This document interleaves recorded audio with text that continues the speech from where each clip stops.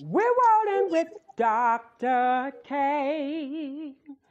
Dr. K. 100 shades of diversibilities every day. We're rolling with Dr. K. Oh, Dr. K. 100 shades of diversibilities every day.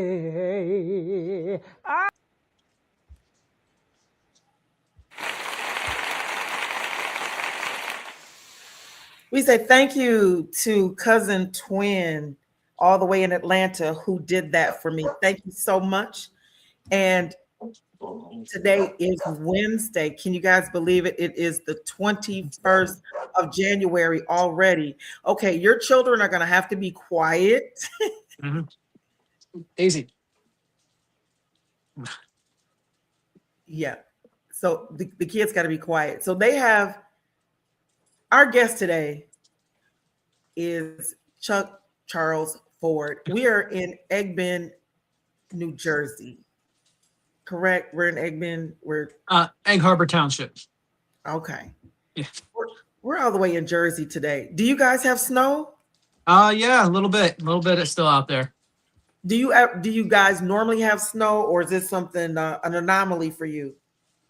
We tend to have snow usually every winter. Not a whole lot, but yeah, they are calling for I think 6 to 10 inches though this weekend. Are you serious? Yep. Wow. Wow. I don't know how many inches we're supposed to get. All I see is snowstorm, and then I just click over and start playing my game and watch black and white TV. There you go. That's what I do. So we have been on air for 6 years. Can you believe it? Friends and neighbors, 6 years. And so 6 years ago, during the pandemic, we had a connecting to your community through technology. My father, the late Bishop Walter C. Durham, said, I want to give to 100 Shades of Diversibility. I was like, Dad, are you serious? He says, yeah. I said, how much? I said, what are you thinking? He said, well, how much is it going to cost me, to make a dent? He said, can I get $5,000? I said, no. I said, you can make a dent with $10,000 though. He said, okay, you got it. He said, come by the house tomorrow about noon. We'll go to the bank and I'll get you a check. I said, are you serious? So I go and I get this check. And what we decided was we were going to get technology in the hands of those folks who didn't have it, especially those who have been dissed. Because one of the things that has helped him the most, did help him the most, was having the technology with the iPhone. They, out of all of the carriers, have the best assist, the best programming for people who have disabilities, especially those who are blind. And the VA pays for persons who are blind to get an iPhone, and they get an updated one like every couple of years. So you have to go to Hines, Illinois, and stay there for at least a week in order to get it. And then your new phone comes in and they help you to program it. So my dad says, do they have pads? I said, they do. He said, well, they didn't tell me anything about a pad. And I said, well, Dad, if you want a pad, I'll buy you a pad. And that's where, we came up with, maybe we should give the pads away. And he said, the only caveat to it is that I have to approve every person who's going to get an iPad. And I said, no problem. Well, your wife, Kathy Ford, was applying for somebody else. And I thought that was so kind. So my dad and I said, you know what? She's getting this for somebody else. How about we give her one too? And I said, okay, sure. And that's how you ended up with the iPad. Yep. And I remember your wife saying you had tried different programs, and this was the last one that you wanted. You asked her for an iPad with the iPencil, because we were giving away the iPad, 2 years of insurance, and then you got an iPencil with it. Can you tell us about that experience? I mean, how do you use it? Sure. And what did you do when it came in the mail? So when it came in the mail, my wife was super excited. She opened it up. She immediately charged it, started playing with it. And I'm sitting there staring at the Apple Pencil going, that looks like what I could use to draw my books that I've been wanting to draw for like years now. And she's always said, like, you need to just sit down, start working on them. And I'm like, yeah, but it's very hard to transfer it over to a device. And if you try to draw on a device, they make little ones that have like the little touch screen thing on it, and it just doesn't draw properly. But when I saw the Apple Pencil, I didn't even know something like that was around. And I was like, I think that's going to work for me. So I went ahead and I borrowed her Apple Pencil and I started using my iPad, and I found a free app called Sketchbook. And I was able to start drawing everything on there, and it lets me color it in. I can save certain things and change it around how I want and like layer it. So I was able to do backgrounds and main characters and just basically play with it myself until I kind of figured out what I wanted. And then I was able to put the words on there on the screen. And next thing I knew, I had a book, and it was amazing. How long did that process take you? You know, like what was the learning curve? Not a whole lot. I used to use a program probably back in like the 90s. I want to say it was either Corel Draw or it might have been like Photoshop Illustrator. And it's very similar to that. You basically just draw out your characters, and then there's fill tools so you can fill in an entire area. The hardest part is making sure everything's connected when you're doing it. Otherwise, you hit the fill tool and everything goes one color, and you're like, that's not what I wanted to do. But it was a little touch and go for, I'd say maybe the first day. But once I kind of understood what all the different tools were there, it was very easy to transition from what I was used to using. Wow. But how many books have you written so far? Currently, I'm up to 7 now. With my newest 2 just came out in December. Well, I'm excited because I got the first one. Yes. And during that time, we were in the middle of the pandemic. So it was nice to be able to have something, to be able to do something. And I spoke to about, 25, 30, 75 students down in Houston, Texas. Yep. And I bought 100 books on that first book and had them sent. And I just want to tell you, thank you.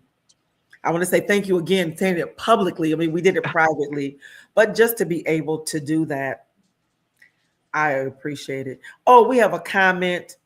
Some lady named Kathy Ford, I think she says, so proud. I see a lot of hearts going up there. I don't know who that lady could be, but I don't know, but I've heard she's a pretty awesome lady. I heard the same thing about her. And now it's public. Everybody's going to know. Oh, yes. But the interesting thing about the first book, I actually had that idea in my head for about 10 years before I actually made it a reality. Really? Why so long? I could never figure out how to, I guess, put it all together. I was able to draw the characters out once upon a time. So I knew in my head what I wanted them to look like. I just never had a way to put it to the computer and put the words to it and everything like that.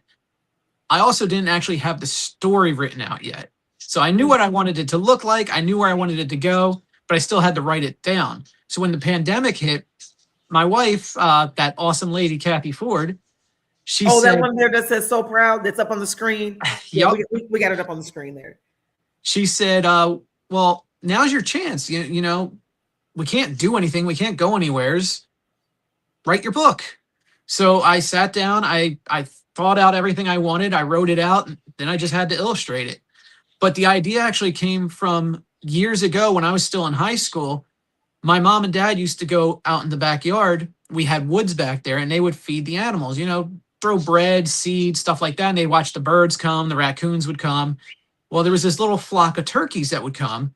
And there was a baby, what we thought turkey, And I was like, oh, wow, that's really cool. But when the springtime came, he turned out to not be a turkey. And we were like, Oh my wow. goodness.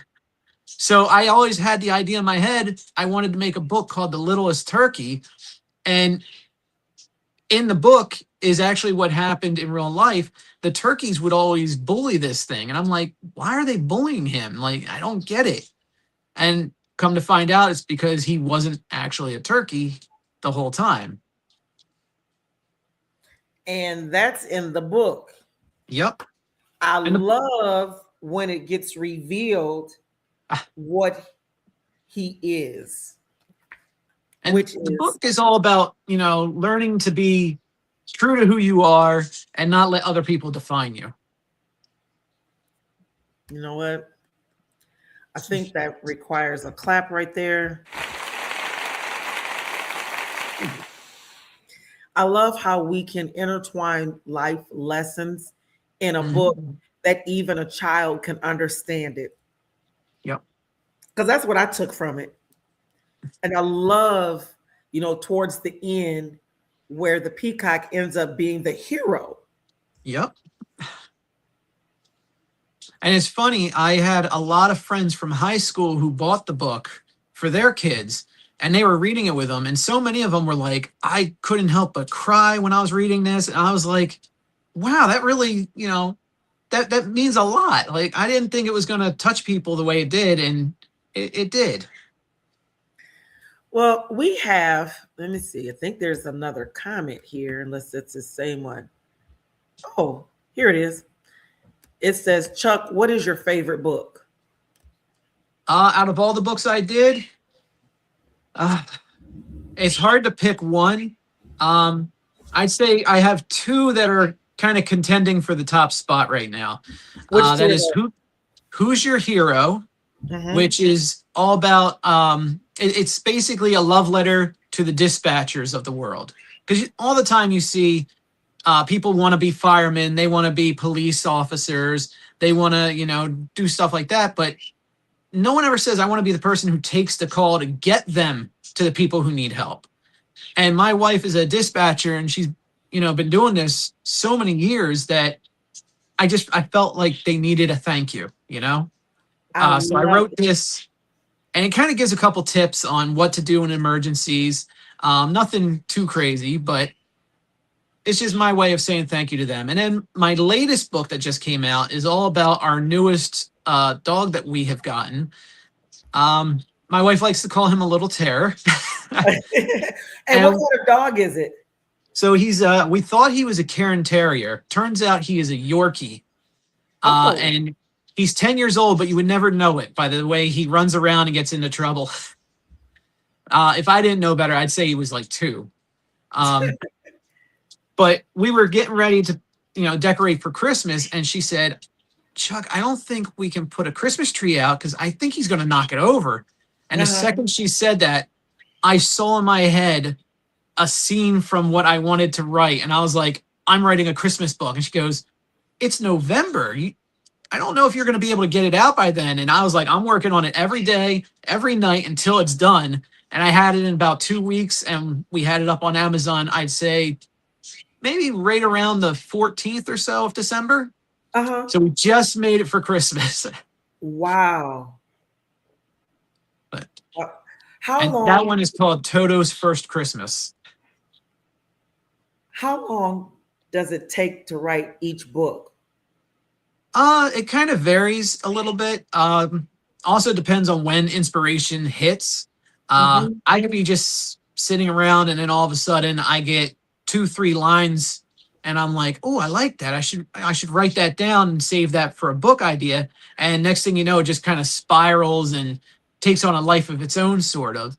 Um, I'd say it usually takes anywhere from about maybe a week to 2 weeks to write the idea out, and Mhm. then probably a month or so, maybe a little longer to illustrate it all and then put it all together.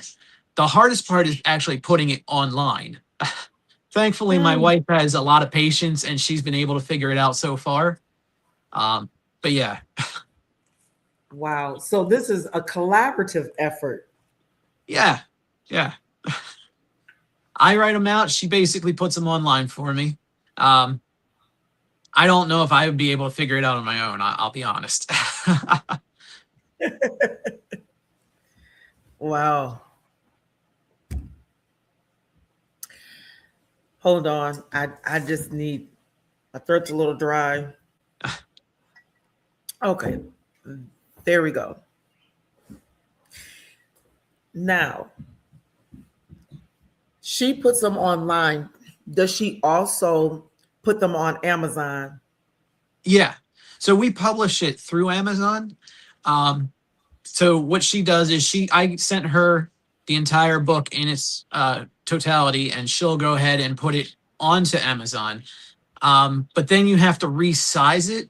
That's where it gets a little hairy, because it's not as easy as just click and pull it over and then it's on the page. You have to resize it. Then you put it in to get approved, and then they'll say it doesn't actually meet the margins. You have to resize it again. So you got to keep playing with it back and forth until you get it to that perfect lineup. And then once it's done there, you send it in for approval, and hopefully within 2-3 days they'll say yes or no. If they say no, then you just got to revamp it a little bit to where it'll fit in the margins perfectly. Mhm. And then once it's ready, they'll say, okay, you're good, and it goes up. How long has that process been? Just putting it online. Yes, working with Amazon and making sure it meets the regulations. Well, I've been doing it since the first book. But I'd say the process of actually putting it onto Amazon probably takes anywhere from, I'd say, 2 days to maybe about a week and a half, depending on how many times it has to go back and forth for resizing. Well, that's not bad. So we can see here the books, and it's underneath Charles Ford. Yep. On Amazon. And there's all of the books, guys. Let's see. Let's scroll down so you can see them. There they go. No Need to Fear When Darkness is Near. What was the impetus for that book? So I had written the 3 books prior, which is Littlest Turkey, Leonard the Lizard, and Who's Your Hero. And I try to put some ideas in there for kids. And one thing I always kept coming back to is kids are always afraid of the dark, it seems. I want them to know that it's not as scary as you might think. So in this book, I introduced a new character called Bernard the Bat. And he teaches Petey that there's things in the dark that you don't have to be afraid of.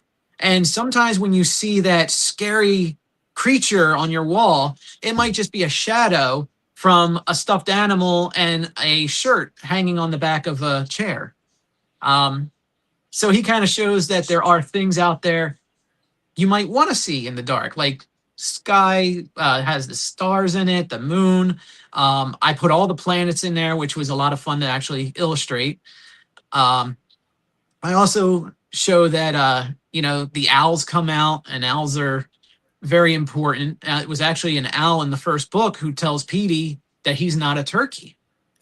So I wanted to have that in there again, just to play homage to the original. And there's fireflies and all kinds of creatures that come out at night that you won't see in the day. So not everything at night is scary. We have a very, very, very, very, very, very, did I say very? We have a very special guest who is watching on today, Miss Dahlia, who is Little Miss Wheelchair America.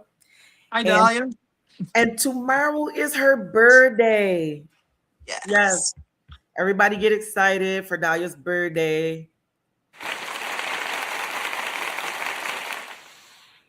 And her birthday present from 100 Shades of Diversity, Rolling on the Road, Dr. Kimberly, I'm gifting her all 7 of your books, and they're going to be signed to you. So they're not just going to be books, we're going to get them off Amazon and have them shipped to your house. No.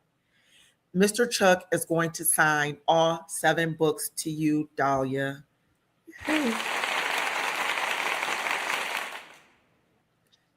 And what's so wonderful is her comment was, we need to get these books. It's so exciting getting to read new books. I'm kind of like a little turkey.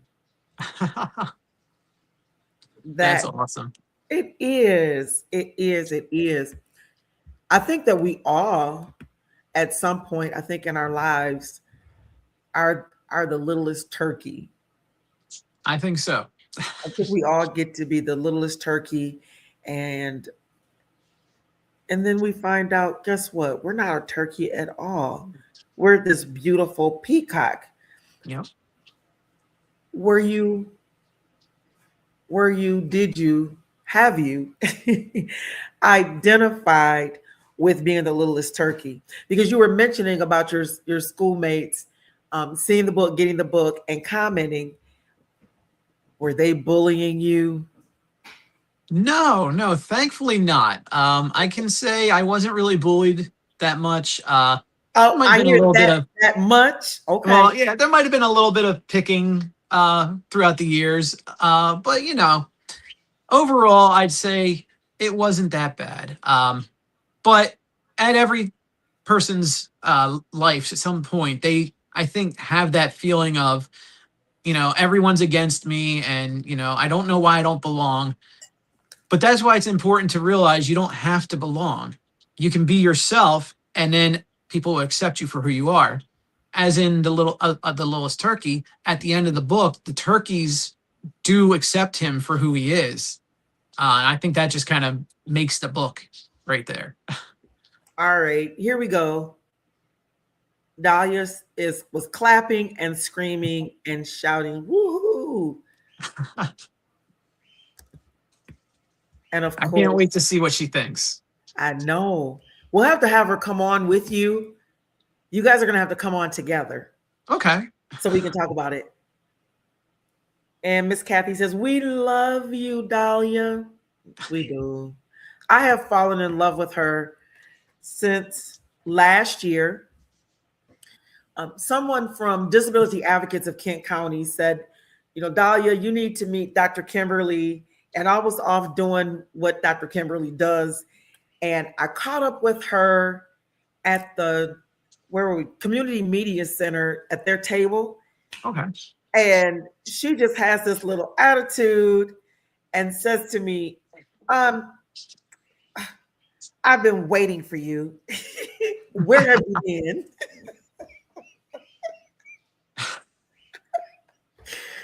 I was like, all right, who is this little sass muffin right here? I'm Dahlia. And I was like, all right, Dahlia. So I just fell in love with her. I fell in love with her confidence is what I saw first before I saw the wheelchair or her disc. I saw her confidence. And it is not a secret why she was chosen as Miss Wheelchair America. Well, Little Miss Wheelchair America. She's just amazing. She's got some projects going on, her and her mom. So I cannot wait to track with them on what they're doing. And we'll do hopefully weekly, if not bi-weekly episodes of what they have going on. It's exciting. It's exciting. I'll let them, tell their story. We won't spill their tea. And oh shoot, I closed it. I was gonna say we got another book up, but I closed it by accident. I was trying to close something else, and see that technology thing? Oh yeah. It gets me every time. It is now 4:24, 24 minutes after the hour, and we're rolling all the way in New Jersey on today. Yesterday we were in New York, and today we are in New Jersey. I'm telling you, we get around in this wheelchair. I guess that's why the show is called Rolling on the Road, huh? Yeah. And if you are watching on GRTV 25, thank you for tuning in. We greatly appreciate you. and your viewership. You guys have been trekking with us for 6 years as well. And all the folks who are watching on YouTube, LinkedIn, and all 4 Facebook pages. I appreciate you so, so much. Couldn't do this without you. And this is why we keep coming back, is because you guys keep watching. This is why we do it. And what is the name of the last book? Is it the Fear book or? No, so the last book is actually Toto's First Christmas, A Bear and the Bean Story. All right, we're gonna try to pull it back up. Let's see. And what's that one about? So that is about our newest dog, Toto, and him experiencing what Christmas is about. He doesn't know anything about it at first, and he likes to get into trouble. And once he gets into a little too much trouble, Bear tells him he needs to be good because Santa's watching. Oh. And he doesn't understand what that means. So the 3 other dogs in the house go ahead and teach them what Christmas is about and what their favorite part of Christmas is. And Toto decides he needs to learn to be on the nice list instead of the naughty list. And so he starts cleaning up his act and making better decisions. And it ends with him getting what is actually his favorite toy in the whole wide world. We call it Bear Bear.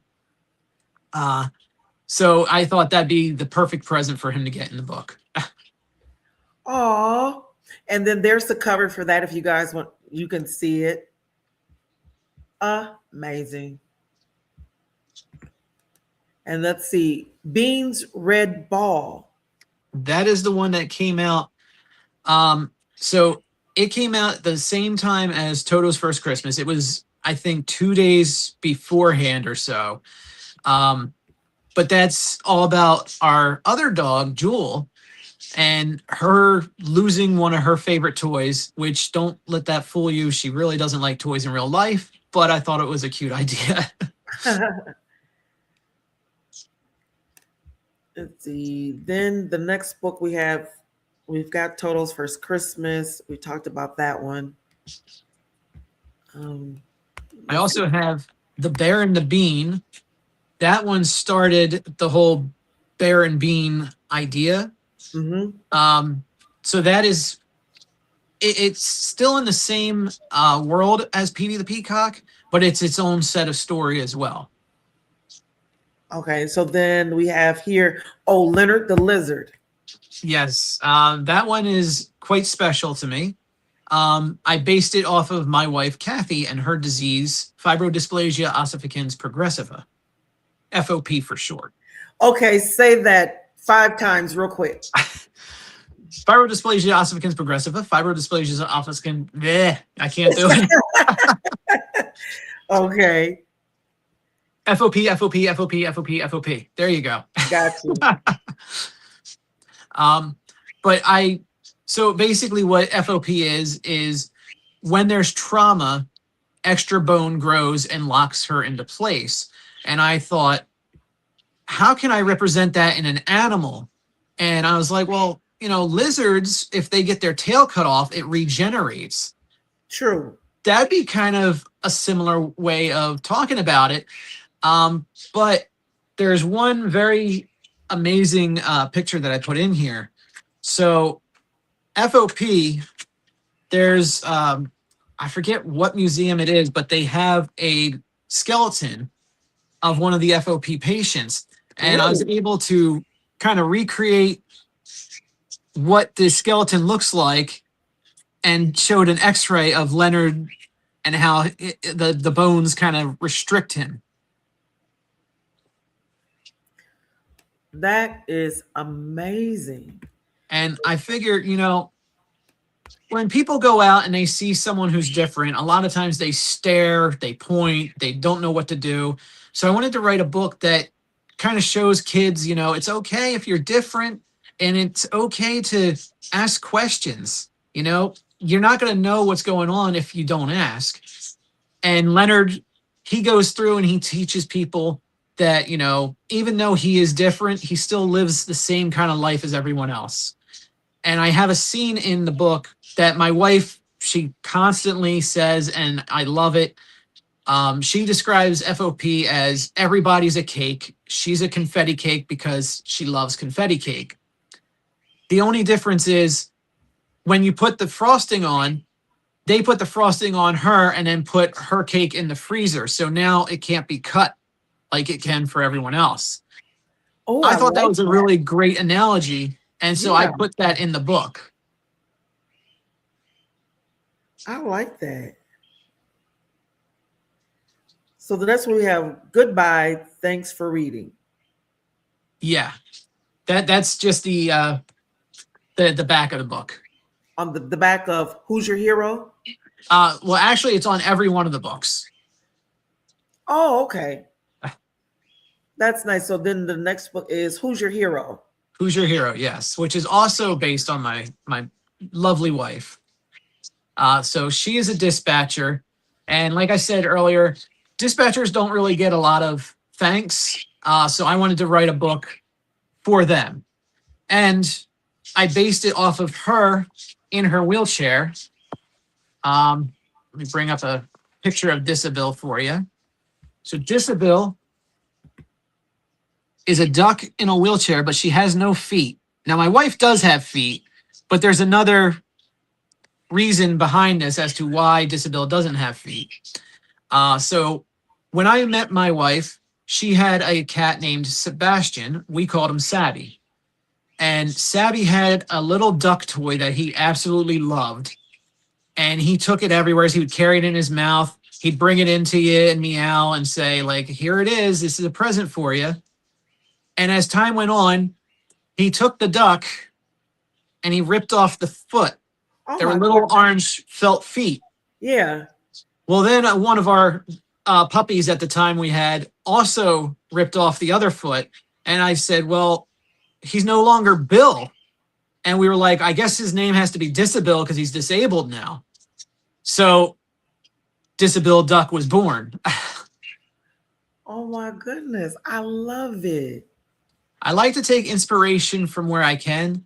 A lot of what are in my books has actually at some point been something that we've seen or we've talked about or, you know, something we've come up with for our animals in general. I think, did we cover all the books? We did Leonard. We did Beans Red Ball. Did we do Yep. Beans Red Ball? So we talked about it a little bit. So Beans Red Ball, I wanted a story about her losing her favorite toy and going on an adventure to find it. So in Beans Red Ball, she doesn't know what happened to it, and she decides she needs to go out in the world and find it. So she travels all over looking for it, and she keeps coming up against things that kind of look like her ball, and then upon closer inspection, it is not her ball.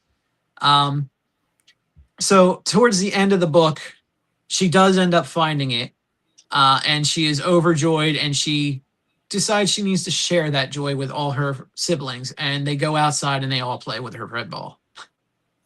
Now, in your bio, it says that you guys have 20 children. We heard Yes. you talk about a few. So we got some dogs, some cats, and I don't know if you guys heard the birds earlier. They were chirping. How many do you have of each? So we have 3 dogs, we have 5 cats, we have 12 birds. And a partridge in a pear tree. We also have a fish tank. But we don't really count them individually just because there's so many of them. So, but all except for the fish are on the back of Toto's First Christmas. And I don't know if you can tell, but Santa and Mrs. Claus are based off of 2 people very close and dear to us. I love it.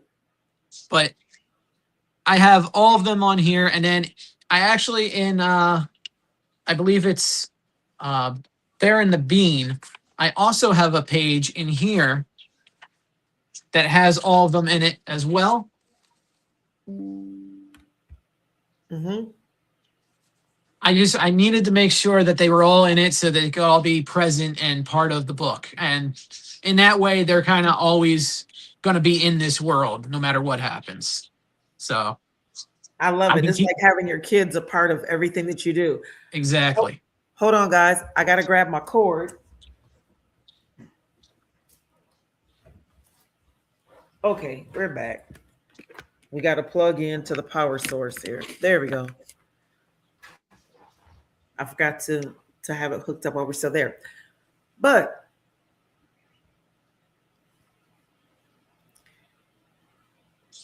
if someone were to do this, what would you tell them to do?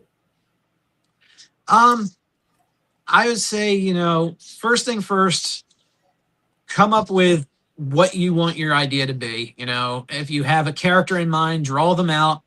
Um, just kind of envision what their life is, give them, a backstory so that in the future you always have something to come back to. So with Petey, I wanted him to grow up with the turkeys, and now I can always draw back to that. If I need him to explain something like, well, back when I lived with the turkeys, I Oh, kind of wow.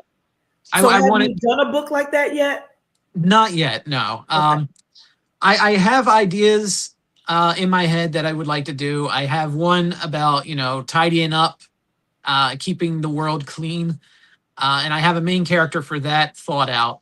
But right now, I'm kind of focusing a little bit on the newer book, going with some of those characters. I want to intertwine them all at one point. And the new book was about the Christmas book. Yeah. Okay. So how long have you had the newest dog? We got him in May. So what is it? I guess we're at 8 months now. Okay. So he gets to be the star right now. For right now, yeah. So when does he get to meet Petey though? Well, hopefully soon. Because I in the previous books, they've all kind of met Petey so far. I do have on the Christmas tree, you can't really see it, but if you look close, right here, there is a little Petey ornament. Oh, on the tree. Oh my. So I do try to include Petey as much as I can. And I do have, there's this thing in the Beans Red Ball where she's going through different toys. And one of the toys is a little handheld game for Leonard the Lizard. Aww. So I do try to keep my original characters in the new books as much as possible. Yeah. The time is now 38 minutes after the hour. It is 4:38. And our guest today is Mr. Charles Ford, all the way from New Jersey. We're in New Jersey today. Yesterday we were in New York, and I'm thinking next week we're going to be in California. Yeah. We're going to be in California next week. That's awesome. So we're going to keep rolling on the road here. If people want to get your books, is there any place other than on Amazon that they can purchase them? They can reach out to me if they would like a personalized copy. Unfortunately, right now, they're only through me and Amazon. I'd like to get them out in stores if I could. Just haven't been able to figure out that part yet. So what stores would you put them in? I'd like to see them in any store that would carry them, honestly. But, Barnes & Noble would be a dream. Anywhere is like that. Oh, okay. Even stores that cater to children like Toys R Us. I know there's not too many of them around anymore. I was gonna say we lost our Toys R Us. They've been slowly bringing them back here and there. A lot of them are in Macy's, kind of like a store within a store, I guess. Oh, okay. Uh-huh. But yeah, I'd like to see them out in the world as much as possible. a great place, but I don't know how that would work because your book is worth more than $1.25, $1.50. I think they even have gone up to $2 on some items at Dollar Tree. Mm. But I see so many kids in there all the time, and they're always in the aisles picking things out. And I just think it would be amazing. I guess maybe that could be a give back at some point, after you're in Barnes and Noble. That'd be awesome. Or maybe even have you done a signing? Unfortunately, no, not yet. Hopefully in the future, just with, COVID still being around, it makes it kind of hard. True. I just got a note on that today that they have a new variant. I said, well, another reason for me to stay at home. Yep. I have not been in my office. Oh my gosh, I don't even want to talk about how long it's been since I've been in the office, but I've been working from home, and it seems like I'm even more busy being at home working than I was when I was in my office. So I'm like, I need to go back. Well, it has been a pleasure rolling with you, and we'll get everything set up so that we can get Dahlia her present. Now, Dahlia, you will not have it tomorrow on your birthday unless we just do I think they have, on Kindle. Are all of the books on Kindle? I think right now it's just Leonard the Lizard and Littlest Turkey, if I'm not mistaken. Okay. But there's nothing like having a book right here in hand. And I will say that was the best part of this experience is once I wrote everything out and I put it out there, getting the actual physical book in my hand, there was just no feeling like that. I bought more than 100 books because I had 100 sent down. Dahlia says, I can wait. Okay. I appreciate that. She's such a sweetheart. Yes. Let me see, where is it? There it is. She said, I can wait. Because there's nothing like it. And I bought quite a few to be able to give out to friends, to their children. So my acupuncturist, I had a book for them and had their names signed in it. And when they got it, she said they screamed to see the book and that it was, signed to them. She goes, that was just the most wonderful thing to have happen, in our family. So That makes me feel great. So we need to figure out how we can do this and get these books signed because kids really need to get back to reading the hard copy and not just flipping through the internet. Let's go back to the old way. We really do. Because I tell you, I love it. I love it. Well, my grandkids, I even had one for my grandkids. And I've had a few more since the last time I've talked to you. I think I've had 3 more. Oh, wow. 3. Wait, well, I mean, this 2020. So there's 1, 2, 3, 4. Okay. Is there anything like a post or something about this that we can share to our socials?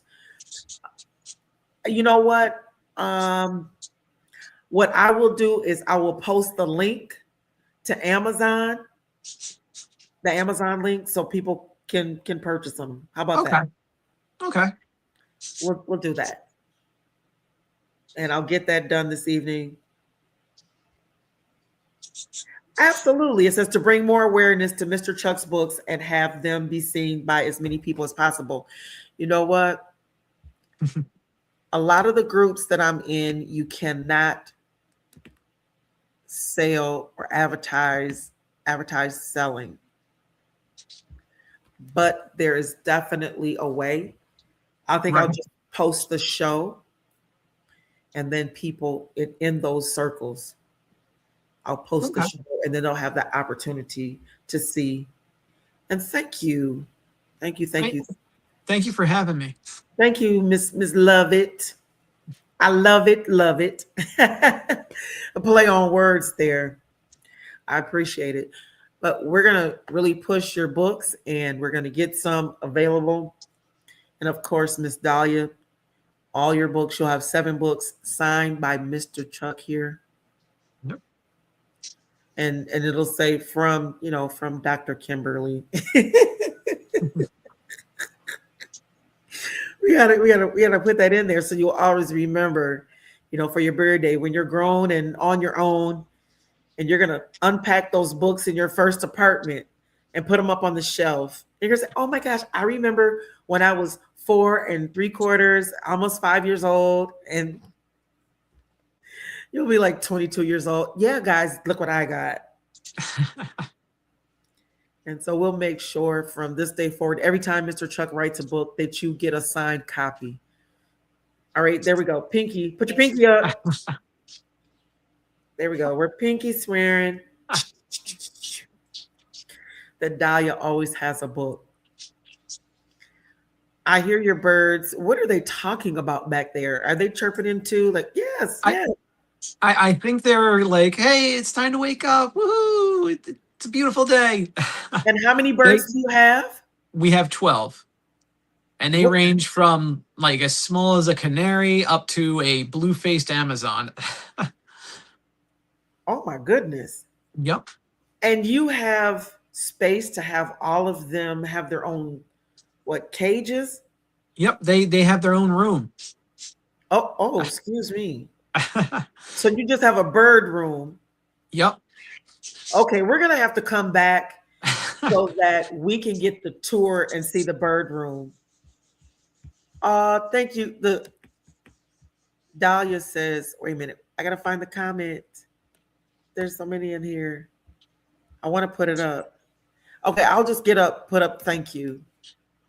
There we go. Okay. And Dahlia says that she won't forget me because we are the Purple Queens. Yes, purple every day. Even my butterflies are my thing. So there we go. Purple butterflies. Okay. Initial on there, Dr. K. It's not difficult for people to purchase gifts for me. They know what to get. So I want to say thank you. I saw that she was on here. Doretha, she got me this. I love it. Dr. K in purple, and then my purple butterflies. And of course, we got to have the purple straw. Mm-hmm. Yeah, we just all purple down. So we want to say thank you for coming on today. We truly appreciate you. And this was Thank you for having me. Any final words you want to say to the people? Just, always remember, be who you are, and everything will be perfect. And there we go. And we'll see you guys next week as we roll to California. So hopefully we can put on our sunglasses and some short sleeve shirts, unless they're going to have snow too. No, but we're going to go hang out someplace warm. I'll have my purple sunglasses and our beach attire. And we'll see you on next Tuesday in California.